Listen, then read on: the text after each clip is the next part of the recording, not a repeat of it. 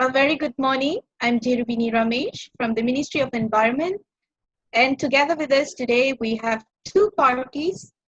They are the Malaysian Nature Society and the Legends Construction Company. They are here today to negotiate about the dam construction at Bukit Tinggi. As we all know, earlier on the 10th of June, the members from the Malaysian Nature Society staged a protest against the Legends Construction Company regarding the dam project. The members of the Malaysian Nature Society claimed that the dam would displace and destroy the animals and its habitats. They are also concerned that the project would have an adverse impact on the environment and affect the livelihood of aborigines living in the area.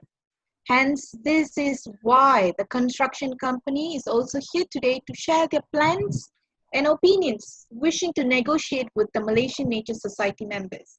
We have Chia Xuan and Sumitra Isabelle as the representative of the Malaysian Nature Society, Syasha Izyani Binti Sohaimi and Ahmad Akmal bin Ahmad Firdaus from the Legends Construction Company to state their negotiations.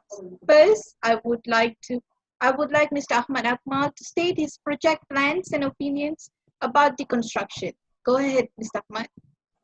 Good morning to Ms. Jeyrubini, Ms. Xuan, and Ms. Isabelle. My name is Ahmad Akmal. I'm here along with Ms. Syasha to represent the Legends Construction Company on this particular dam construction matter at Bukit Tinggi. First of all, before moving further into this matter, I would like to elaborate more about the dam construction and why it is needed. The place we are building this dam is at Bukit Tinggi of Pahang. The dam will cover approximately 8.55 km square of the forest. The height is estimated around 26 meters with a length of 625 meters. The dam is built with such a big radius is to store higher volume of water, which is 76.5 million meter cube. The main factor of such a dam is needed because of the lack of water supply in Bentong district and places surrounding it. Dams acts as a substitute for water supply since Bentong district is located near Lentang Forest Reserve, where the underground water system is impossible to be constructed without completely destroying the forest reserve. Well, Ms. Syasha, do you have anything to add on this? Yes, I do indeed. As mentioned by Mr. Jeyrubini and Mr. Ahmad, I am Syasha, here to represent the Legends Construction Company. Okay, so first of all, dams are basically obstructions placed along a waterway to stop the flow of water. Hence, this is why dams can also act as a substitute for water supply. This creates a reservoir or a place where water is stored and prevents the water from continuing downstream. So on days where there is heavy rain, water stored by damming the waterways can provide us with several benefits. So during instances where water is needed, especially during the more demanded dry months, water is readily available for use, such as for human consumption. So besides having control over the water availability, this water storage can also function as a fisheries reservoir, and recreational activities such as swimming, boating, camping are also all supported by the dams. Well, I can definitely see some valid points stated by Mr. Ahmad and Ms. Syasha regarding the benefits of constructing a dam. At the same time, I really wanted to hear from the Nature Society side as well. Members of Nature Society, what do you have to say regarding this dam project? As Nature Society members, I'm Isabelle and here's my partner Xuan. In my opinion, a dam restricts river flow, holding back sediments that would naturally fill up the downstream ecosystems and erodes riverbeds and banks. A river behind a dam contains sediments that sink to the bottom of the reservoir. Sediments accumulating in the reservoir gradually decrease the dam's ability to store water. A large surface area of the reservoir exposes more water to the sun, which speeds up the evaporation rate that decreases the dam's ability to store water, and this is why researchers found that the existence of dams lead to water loss.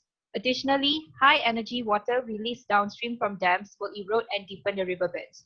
Being a member of Ministry of Environment, I do have the same fear as the members of the Nature Society though. I do agree with them on the fact that the high-energy water released downstream from the dams will erode and deepen the riverbeds. Do you have any solutions for that, Legends Construction Company? Okay, so not to worry. we have already figured out a plan for the issue.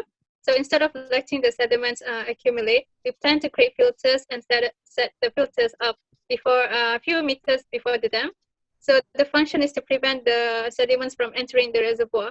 So while preventing the erosion of the riverbeds, it will also not reduce the efficiency of the dams. So monthly checkup will also be carried out to remove the debris. And with that, there should be no issue. Don't you agree? Well then, I think this issue is solved. So the members of Nature Society, do share your concerns if there is still some left unsolved in different areas, I mean. Thankfully, that issue is settled. However, there is still another problem that we are concerned with regarding the construction of the dam. Would it not worsen the climate change? Its construction releases the greenhouse gases, including the water vapor, H2O, carbon dioxide, CO2, methane, CH4, nitrous oxide, N2O, and ozone O3. The greenhouse effect causes the warming of the Earth's surface and also the troposphere, which is the lowest layer of the Earth's atmosphere. Temperature increases, causing the melting of the iceberg, which leads to an increase in the sea levels. And by the way, the resultant climate change also destroys the carbon sinks in wetlands and oceans. The evaporation of water bodies affects the microclimates of surrounding natural temperature fluctuations, ecosystems, and habitats. For instance, moisture concentration in the air increases heavy rainfall. This strips the surrounding area of their conventional rainfall patterns, stressing ecosystems that depend on the patterns. This causes more storm surges, which will cause more intense and reoccurring floods than the dam was intended to handle. As stated earlier by your side, the dam will definitely give out greenhouse gases. Fortunately, 70% of the gases emitted by the dam is natural and will not severely contribute to global warming. On the contrary, dams do provide an alternative to fossil fuel. Do you know that the water in dams can provide hydroelectric power? Hydroelectric power is produced as water passes through dam and into the river below. The more water that passes through dam, the more energy is produced. This happens when the water flows through turbine containing metal coils that surrounds the magnet. When the falling water spins the magnet, it produces around 103,000 megawatts of renewable energy, which meets 8 to 12% of nation's power need.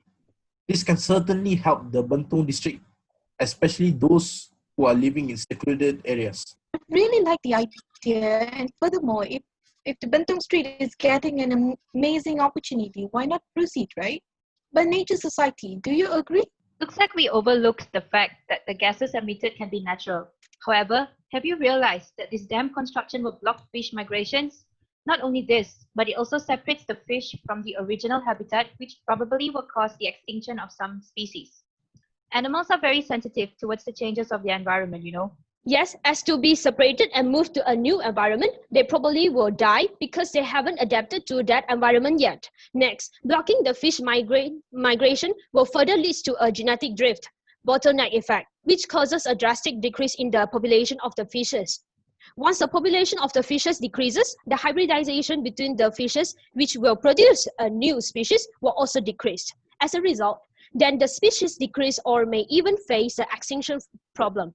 For example, Excuse me, sorry to interrupt, but regarding this matter, we have already considered it and are aware of it. In fact, we have revised our dam construction plan in help to restore the fish passage. We use decades of data on river flow patterns from 90s and fish population in Bukit Tinggi to predict how native and invasive fish population would grow or decline in response to increased river flow.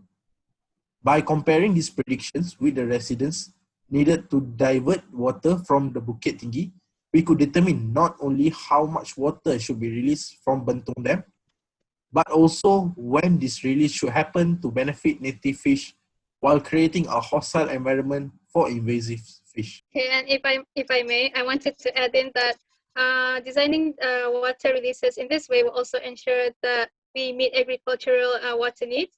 So if the diversion of water is inhibited by the passage blocking or evaporation of water due to heat, our company has also prepared another alternative, which is to build the fish-friendly turbine.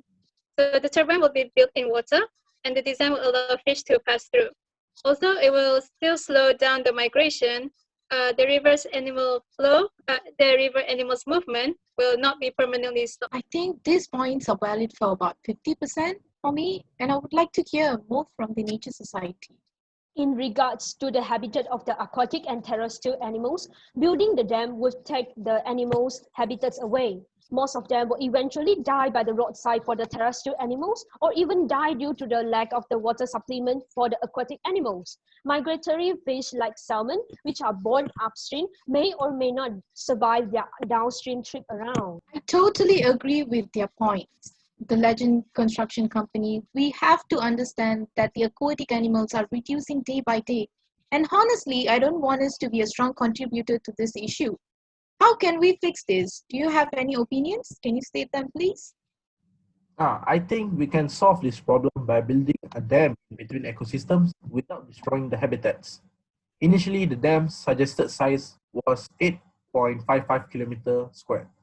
By building on that scale, we can store more water, but at risk of destroying the nature and its surrounding habitat. What we can offer to compensate for this is reducing the size of the dam. We can build a more powerful dam on a smaller scale to help prevent the destruction of habitat. This new dam size will only cover about 5 kilometers square and still will be able to store approximately 3 out of 4 of water supplies suggested earlier. With that being said, the only risk would be that the dam will be higher than usual to cover for the loss of space. Furthermore, the dam will be built with minimal usage of heavy machinery. We cannot avoid the destruction of certain parts because we need to bring in the machines and the materials, but our company will certainly avoid further damaging the surrounding habitat. The local people, the aborigines or the poor communities who are staying there will have their habitats destroyed due to the fact that due to the construction of the dam. Once it is built, the aquatic ecosystem and forests would be affected as well. Hence, the quality of the water will definitely be affected. The local people would starve for food sources and would experience a lack of clean and clear water sources as well. This is why millions die from diseases. They can't get access to clear water and food resources. They even lost their lands and homes to the canals, roads, power line, and also the industrial development that accompanies them. For those living downstream of them, will suffer from the hydrological change to the rivers and ecosystem brought by the dams. According to an article by Peter Brossard, the researcher found that more than 1 million malaria cases each year are due to the African dam. Points stated by Nature Society members are clearly convincing. Proven facts are stated, and people's health matters the most. Don't you think that is the people's health matters the most, Legends Construction Company? Do you wish to share any opinions? All right, so I understand your concern for the locals and the aborigines within the area. However, thinking long term, by having the dam built would mean the diversion of water is manageable. So earlier you mentioned millions would suffer from diseases. However, if a flood were to occur within the community, imagine the cost and time wasted due to having to build up the community again, rather than spending the resources to further expand and upgrade the community.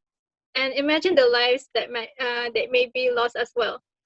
So dams can actually control the floods, whereby this large amount of water can be stored rather than letting it wash away the community.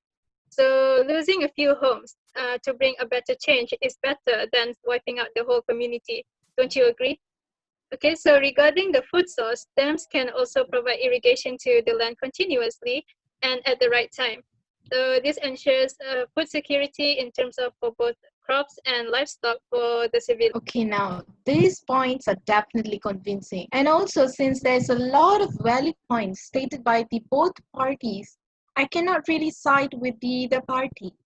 As a conclusion, it is definitely a win-win negotiation, and I think both parties will agree to each other's points since they are logical and practical enough to proceed the dam project with all the points from both parties considered. Thank you so much for coming all the way to negotiate your points on this issue and taking part in a very calm way. Thank you so much. Thank you. Thank you. Thank you.